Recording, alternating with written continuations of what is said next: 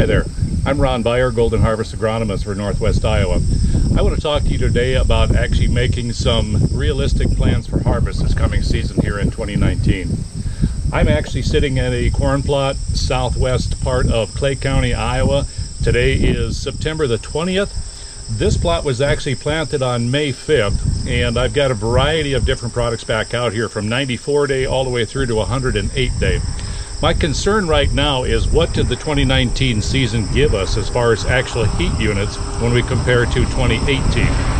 So to look at where we're at right now for the products that were planted, like in this one right here at May 5th, we're looking at a growing degree unit accumulation of 2,428. Where does that compare to the 30-year average? Just about right on. So our 30-year average planted May 5th in this area is 2,464.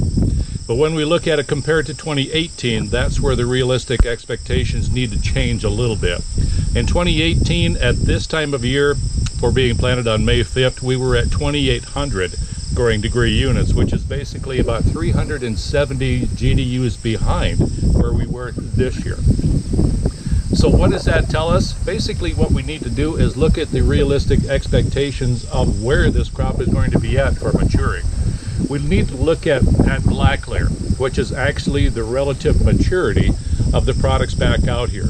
So when we look at black layer, what we want to do is actually take a kernel and push the end of that off until we can actually see the end of that is turned black. I look at this realistically as similar to a wine bottle.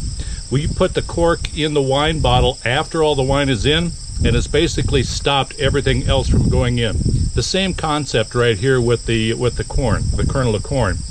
So what I've got over here is looking at a couple of different maturities. The first one I've got here is a 94-day maturity. You can see that this one is actually set up very, very well. When we look at the black layer, like I say, this one right here is already black layered. This anticipated black layer this year was September the 10th. So that's going to be really, really good to go regarding as to where we're at as far as our maturity.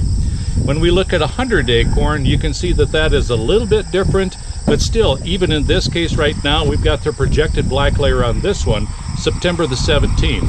As you can see, basically the milk line on this one is getting right down there as well. So being today is September the 20th, I would anticipate this one is already at black layer as well. As we start pushing maturity a little bit, we get to 105 day.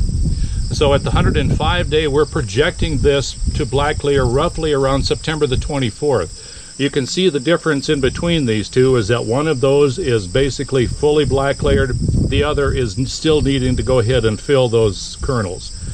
So like I say, anticipated black layer on the 105 being roughly about September the 24th. The latest one that we've got in this plot is actually a 108-day hybrid.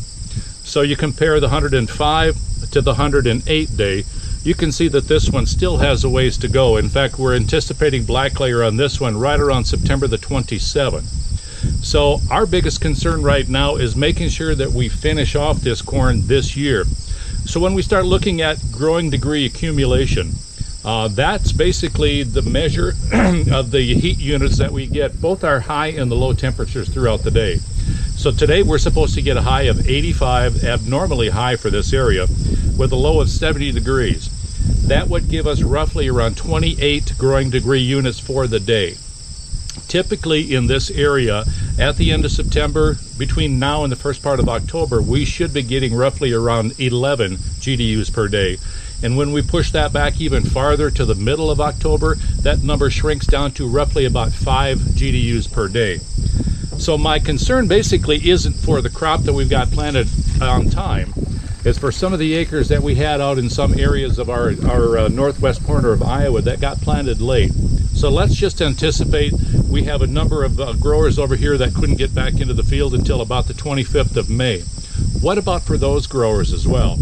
So for that 94 day where we were at this year for planted on May 5th, black layer anticipated date September the 10th. If we were to plant on May 25th, we're looking at roughly about 6 days later for black layer, from the 10th of September until the 16th. But yet we're still black layer. For the 100-day hybrid here on May 5th that we anticipate black layering at September the 17th, if it was planted late on the 25th of May, that's going to push us back until about the 26th of September, meaning that we still need about 80 GDUs to finish a 100-day off. How about 105?